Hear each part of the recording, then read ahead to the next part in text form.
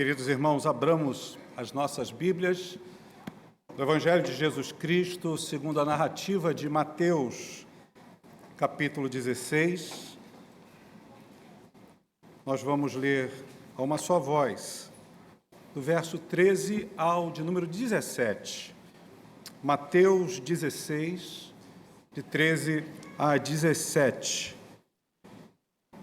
Ensejando o momento, desejo a todos que a graça maravilhosa de Jesus esteja presente a fim de consolar, de edificar, de transformar o seu coração. Leamos juntos o texto indicado para nós.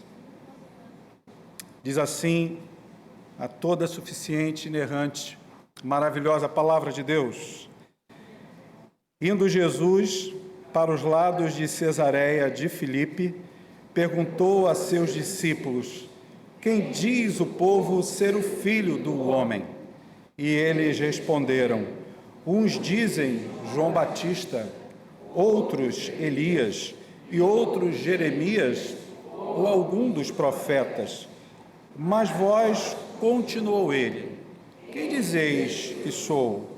Respondendo Simão Pedro, disse: tu és o Cristo, o Filho do Deus vivo. Então Jesus lhe afirmou: bem-aventurado és, Simão Barjonas, porque não foi carne e sangue que tu revelaram, mas meu Pai que está nos céus. Vamos orar mais uma vez. Curve a sua cabeça, curve também com ela o seu coração. Estamos diante do Senhor. Muito obrigado, Senhor.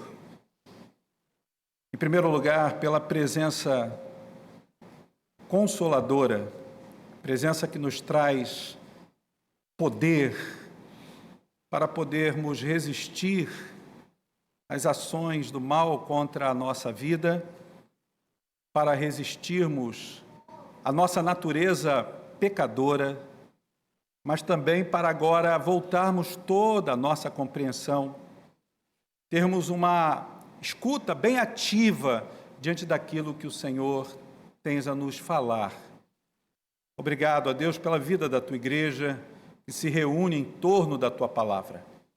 Seja o Senhor mesmo a nos ensinar, a nos esclarecer, a nos edificar, em nome de Jesus. Amém.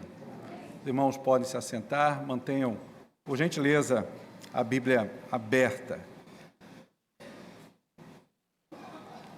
Eu acredito que você, na caminhada de relacionamento com uma determinada pessoa, você provavelmente já chegou a uma conclusão de que você conhece bem aquela pessoa. Normalmente nós dizemos ou nos atrevemos a afirmar que conhecemos de fato alguém. Não pode ser de uma hora para outra. Não pode ser, num instantâneo, de um estalar de dedos. Mas isso demanda uma caminhada. É interessante que ouvi há um tempo uma pessoa que conversava comigo e ela dizia para mim o seguinte: Ivo, eu mesmo não me conhecia como hoje eu me conheço. E eu não me reconheci em uma determinada atitude que eu tomei. Eu não esperava que eu fosse fazer aquilo. Às vezes nós estamos na caminhada com pessoas mais próximas, como o papai e a mamãe, que são os primeiros grandes referenciais de socialização da nossa vida, nos acompanhando desde o berço. E a gente acha que conhecemos bastante a respeito deles, ou o inverso, eles conhecem realmente a gente como de fato somos. Conhecer é muito mais do que um conjunto de informações a respeito de uma pessoa. Você afirmar que de fato conhece o outro na sua essência vai muito mais do que até mesmo um tempo de quilometragem, vamos usar essa expressão, na caminhada com essa pessoa.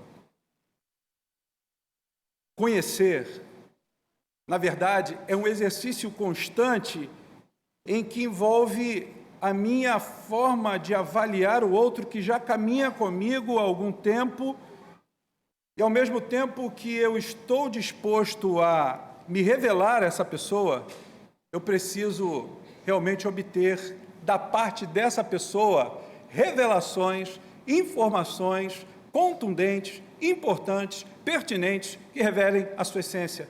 E eu preciso capturar isso. Porque é possível, na relação com o outro se revele ou se desvele a gente, e a gente ainda não tenha condições de afirmar com toda a propriedade que a conhecemos. Porque o outro pode se abrir, pode desejar ser quem ele quer ser para você, e você não ter uma percepção ativa das informações que você recebe do outro, porque você não presta atenção, porque você não está atento àquilo que é a manifestação do outro para a gente. Esse é um texto que fala sobre isso. Esse é um texto que retrata para a gente exatamente isso, porque se nós olharmos para o texto e dentro de um contexto muito mais amplo, um espectro muito maior, quando analisamos os capítulos anteriores até chegar aqui, nós vamos perceber que em meio ao ministério terreno do Senhor Jesus, muitas pessoas estavam seguindo a Jesus. E muitas pessoas estavam desejando conhecer a Jesus. Algumas afirmavam que de fato já o conheciam, mas só que muitas dessas pessoas que estavam seguindo a Jesus o acompanhavam por causa dos seus sinais, por causa dos seus portentos, das maravilhas que ele causava e até mesmo dos milagres que ele realizava, por exemplo, dando a essas pessoas sustentabilidade quando elas precisavam de alimento, de pão, por exemplo. Jesus fez milagres maravilhosos, mais até do que uma multiplicação. E os discípulos e a multidão, os discípulos que estavam com Jesus e essa multidão, estão seguindo a Jesus e, de uma certa forma, parecia que Jesus era um tanto quanto misterioso. Porque se você vê, logo um pouco depois, a partir do versículo de número 18, que nós não lemos nesse texto, Jesus, ele vai depois colocar que as pessoas não precisavam anunciar quem de fato ele era depois da grande descoberta de sua revelação, como Filho de Deus. O próprio texto aqui mostra para a gente que nessa pergunta que Jesus faz aos seus discípulos, ela é uma pergunta dentro de um propósito, ela tem um objetivo principal de revelar a centralidade do seu ministério, o centro da sua vontade e da sua pessoa, porque a centralidade também da nossa fé dependerá da resposta que nós damos à pergunta que Jesus fez aos seus discípulos ali naquele dia, depois que ele se destaca deles e da multidão. Diz o texto que ele se afasta daquela multidão, vai lá para os lados de Cesareia de Filipe, e ele faz a seguinte pergunta: quem diz o povo ser o Filho do Homem? Quem diz o povo ser o Filho do Homem? E o próprio texto nos mostra que as respostas vão variando. Porque os discípulos responderam, a partir do versículo 14, você pode conferir na sua Bíblia. Uns dizem, isso é a fala, é a interlocução dos discípulos. Uns dizem João Batista, outros afirmam Elias, e ainda outros o profeta Jeremias. E talvez nessa gama de tantos outros profetas que existem no Antigo Testamento, que era o livro que eles tinham, o Antigo Testamento era o livro que os hebreus tinham, que os judeus tinham, pode ser um dos profetas, qualquer um deles. Jesus está fazendo a pergunta, abrangendo uma grande coletividade, porque ele está trazendo para os discípulos uma questão que envolve um parecer de um grupo muito maior. O que é que o povo está dizendo a meu respeito? Digam para mim. E eles trazem a impressão do povo. Só que Jesus, ele redireciona, ou melhor dizendo, ele agora direciona a pergunta que ele faz apenas àqueles que estavam mais próximos a eles. E aí ele pergunta: mas vocês, mas vós, quem dizeis que sou eu? Vocês que caminham comigo de perto, vocês que já se constituem num colegiado do meu ministério, vocês que comem comigo à mesa todos os dias, vocês que dormem do meu lado, vocês que ouvem o fluxo da minha respiração, vocês que estão perto para ouvir o calor da minha voz. Quem vocês afirmam que eu sou? Irmãos, não apenas naquela época, não apenas naqueles dias, passaram-se pouco mais de 2000 anos até chegar aqui na gente. E essa pergunta ainda insiste em ser feita, em ser formulada. E essa pergunta, ela vai justamente ao encontro do teu e do meu coração nessa manhã. A pergunta que Jesus fez aqui no texto continua ecoando. Quem é Jesus? Quem é este homem que realizou milagres?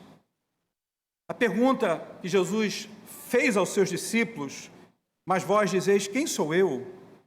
É interessante porque antes eram os que os outros diziam. O que é que vocês estão ouvindo falar das pessoas sobre mim?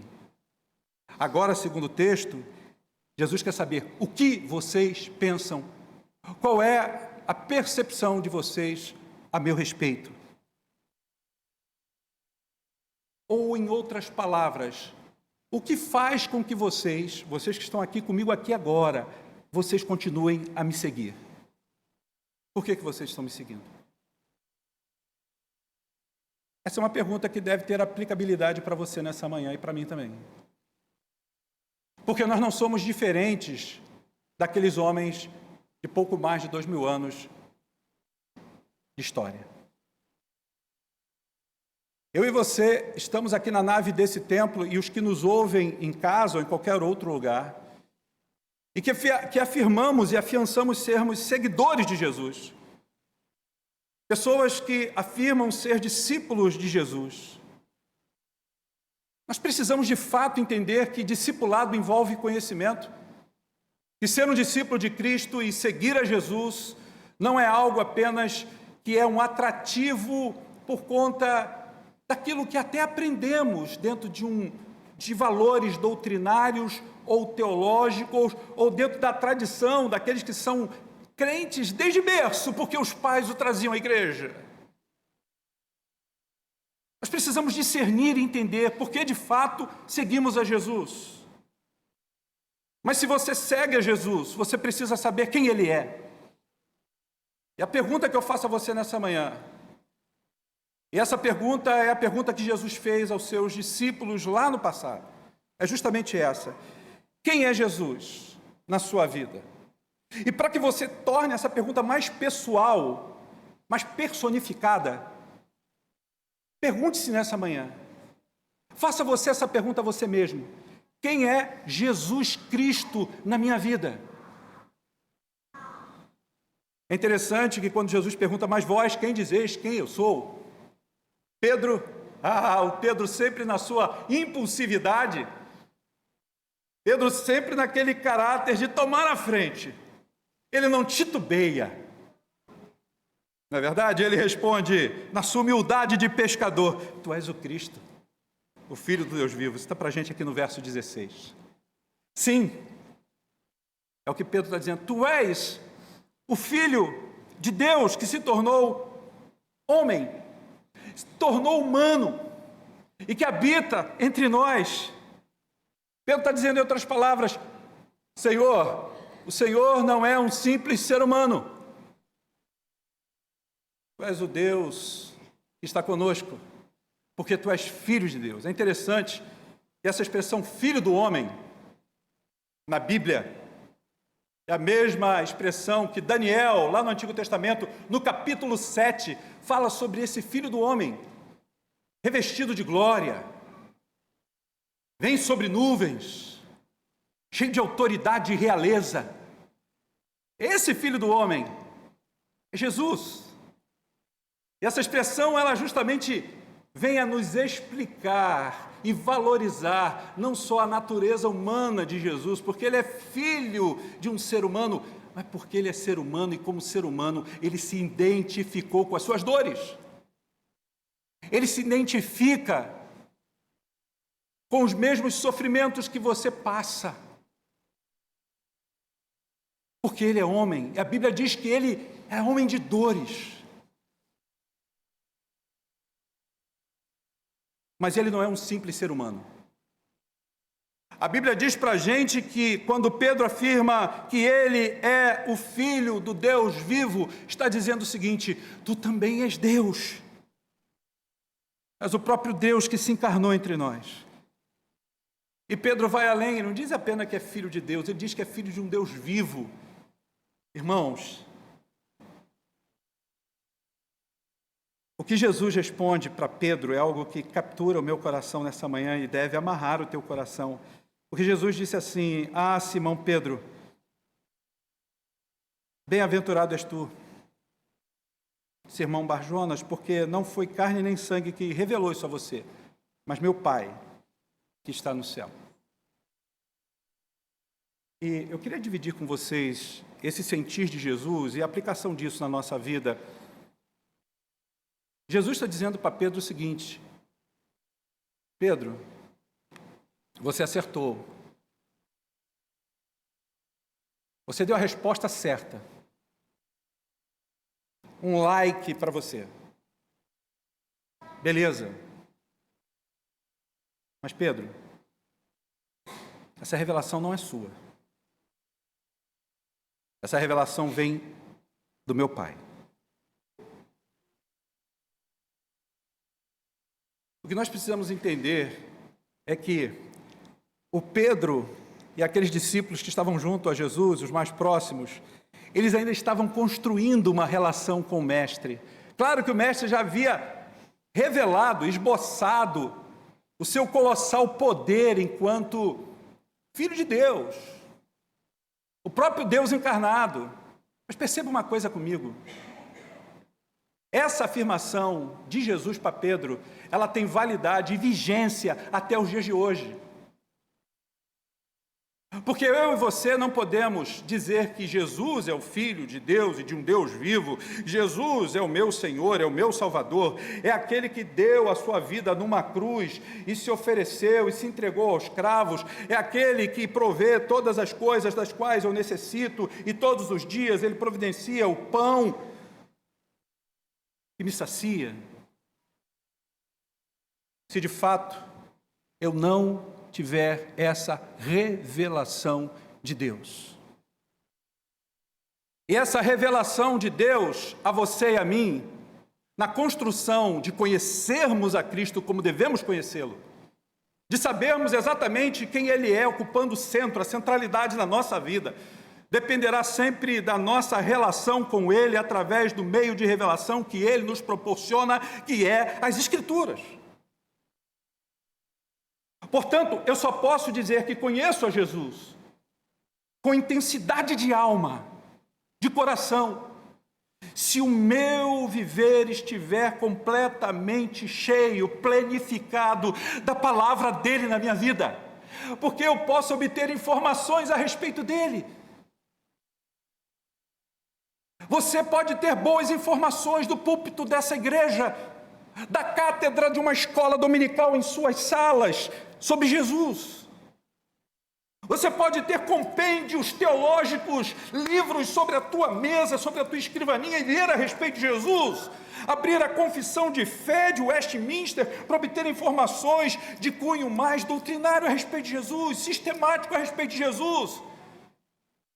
Mas se você não trouxer o valor daquilo que aponta para o ser pleno de Jesus, na sua humanidade que se identifica comigo, porque Ele é o Filho de Deus, o Filho do homem se identifica comigo, mas Ele também é o Filho de Deus, o Deus Emanuel que habita no meu coração, que vai na caminhada se apresentando a mim como aquele que me transforma, que tira de mim os maus pensamentos, que tem um controle sobre a minha vida, a minha história, a minha forma de agir, a minha forma de sentir, a minha forma de falar, porque Ele é o Kyrios, Ele é o Senhor da minha vida. Se eu não provo isso, se eu não tenho essa experiência, eu não passo apenas de alguém que vai dizer qualquer coisa a respeito dele, e dizer Ele é isso, Ele é aquilo outro, sem que isso tenha nenhum efeito na minha vida.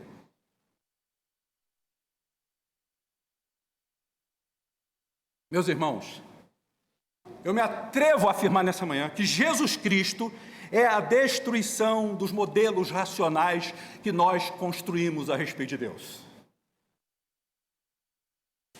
Porque ter informação teológica, doutrinária, ou dentro daquilo que eu li, interpretei na Bíblia sobre Jesus, sem que isso tenha efeito na minha vida, isso não denotará conhecimento pleno da pessoa de Jesus. Porque o conhecimento, isso está na linha dos educadores. Paulo Freire, os que são aqui da área de educação sabem o que eu estou dizendo. Tantos outros grandes educadores dizem que o conhecimento, a respeito de um objeto de conhecimento, ele transforma você. Que conhecimento é esse que você pode afirmar que tem a respeito de Jesus? Ele não transforma o teu temperamento. Ele não transforma a tua língua. Ele não retira de você o cerne da inveja do outro, o orgulho e a autossuficiência. Não tira de você a maldade do coração. Não remove do teu ser, como diz as Escrituras, a ira. Não torna você sensível à necessidade do outro. Não faz com que você priorize mais uma imersão nas Escrituras, o cuidado com as Escrituras. A Bíblia diz, aonde estiver o seu tesouro, ali estará o seu coração. Muitas vezes o nosso tesouro está nas coisas passageiras desse mundo. Será que de fato eu conheço a Jesus ao afirmar que Ele é o Cristo, ou seja, o ungido, o Messias, o Filho do Deus vivo? Se eu não tenho provado disso na minha vida, ora, amados, o que passa disso é espírito de religiosidade. E religião não transforma, religião não salva. Quando você pega essa expressão religião do verbo original lá do latim, religare, é ligar de novo. Religião é aquilo que nos liga de novo. Se a religião que eu professo é apenas um mero arremedo da minha construção racional, isso não funciona. Cristo é a destruição dos modelos racionais que nós criamos sobre Deus. Porque muitas vezes estamos criando uma imagem de um Deus castigador, de um Deus que tem prazer em nos corrigir de uma forma violenta. Quando na verdade Jesus é a face de Deus, revelando um caráter extremamente misericordioso, revelando cuidados diários sobre a sua e sobre a minha vida. Muitas vezes estamos alimentando o nosso coração a expectativa de que cremos e confessamos um Jesus Cristo, que é Filho de Deus, o Deus vivo, mas baseados na nossa expectativa dos acontecimentos e das realizações extraordinárias de Deus em nós.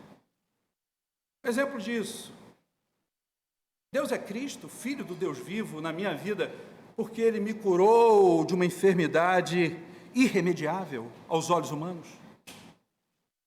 Porque eu precisava tanto dessa vaga de emprego e era algo praticamente impossível dentro do âmbito daquilo que estava sendo realizado no processo de seleção. E eu fui aprovado, e eu fui chamado. Aquela questúncula que eu tinha em um determinado ponto da minha vida, que aparentemente não tinha solução, não tem mais jeito, e Deus vem milagrosamente e age. Então ele, nessas coisas extraordinárias, é o Cristo, Filho do Deus vivo? Quando Deus se revela a cada um de nós nas coisas simples e ordinárias da vida. Quando eu vejo que eu tenho um sapato para colocar para poder ir para a rua, ou um tênis, Ele é o Cristo, Filho do Deus vivo.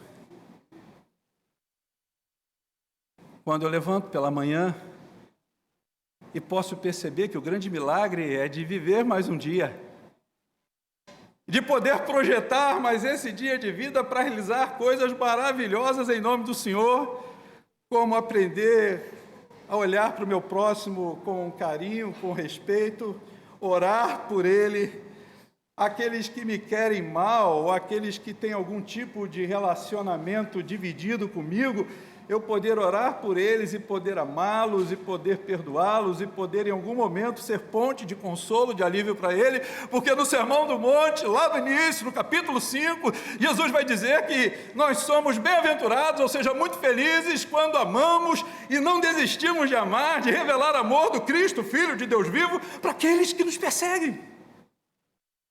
Isso é o Evangelho.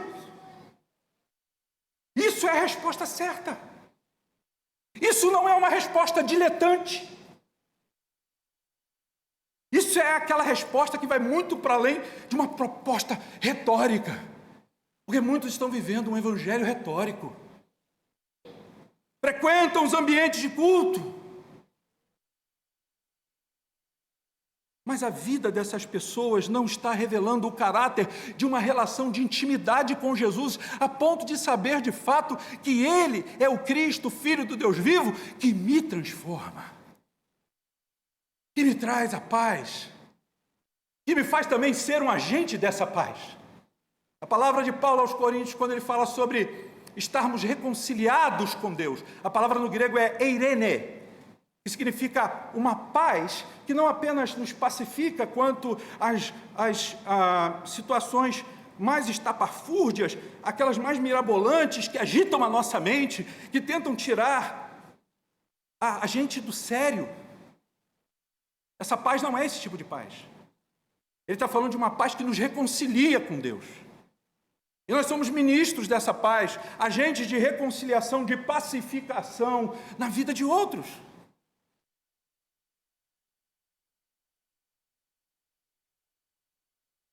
Mas vocês, continuou Jesus, quem vocês que caminham comigo, que estão comigo todos os dias na escola bíblica, que não é dominical, era diária, a escola bíblica da vida. Eu sou essa escola bíblica encarnada. Eu ando com vocês, caminho com vocês, como com vocês. Quem vocês dizem que eu sou?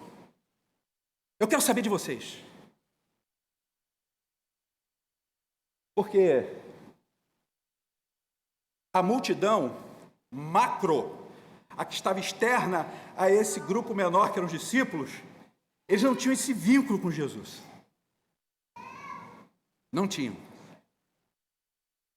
Jesus queria saber, justamente, qual era a impressão que aquele grupo menor, aquele grupo minoritário que caminhava com ele, tinha a respeito dele. Para ele, isso é que seria interessante saber. E hoje, nós que estamos aqui, na nave do templo da Igreja Presbiteriana do Meier, ou você que esteja aí no aconchego da sua casa, Jesus quer saber de você. Jesus quer saber de todos nós aqui. Qual é o nosso entendimento, a nossa compreensão sobre quem Ele é? Não é sobre o que Ele faz. Porque os discípulos viram Ele realizando milagres. Ele já realizava milagres. Já se passou um pouco mais da metade do caminho. Eles viram Jesus realizando milagres. Ele está dizendo, o que é que eu faço? A pergunta é essa, quem eu sou?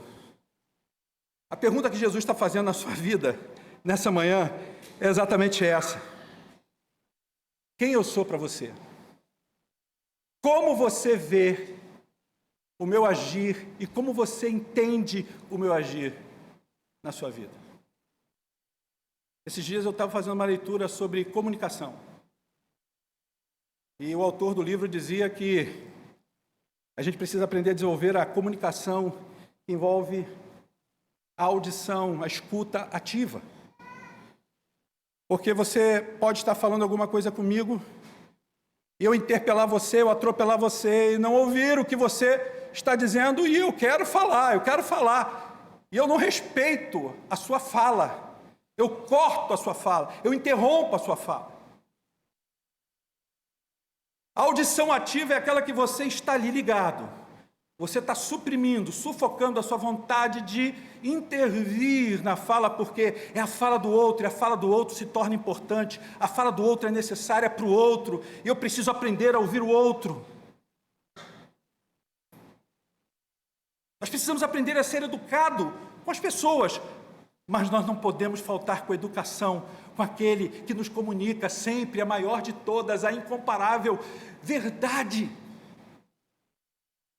Irmãos, e essa possibilidade, isso acontece na nossa vida quando nós estamos diante das Escrituras. A revelação que veio e alcançou o coração de Pedro naquele dia, quando Jesus disse: Pedro, opa, não foi você, não foi de inspiração, desculpa, Pedro, cortar teu barato. Não é porque às vezes a gente acerta em algum momento em que é feita uma pergunta para a gente, seja no auditório, seja num grupo seleto de aprendizado, numa sala de aula, num ambiente acadêmico, e quando a gente dá a resposta certa para o professor, irmãos, isso acontece comigo? Acho que não.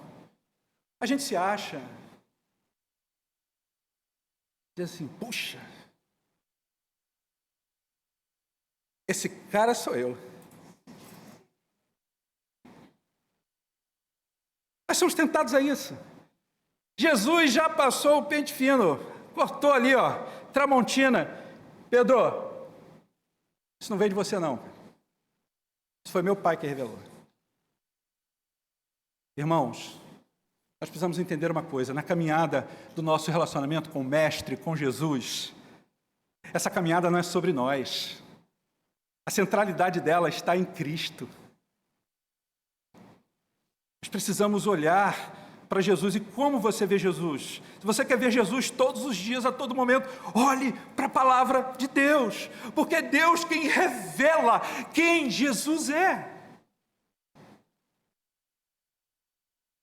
E o meu coração nessa manhã se enche dessa santa alegria, porque se eu quero de fato ser alguém que demonstre intimidade com o Senhor, no sentido de conhecê-lo, porque quando eu o conheço, eu sei o que Ele quer para a minha vida. Quando eu conheço, eu sei o que Ele pode fazer, eliminando as trevas do meu coração.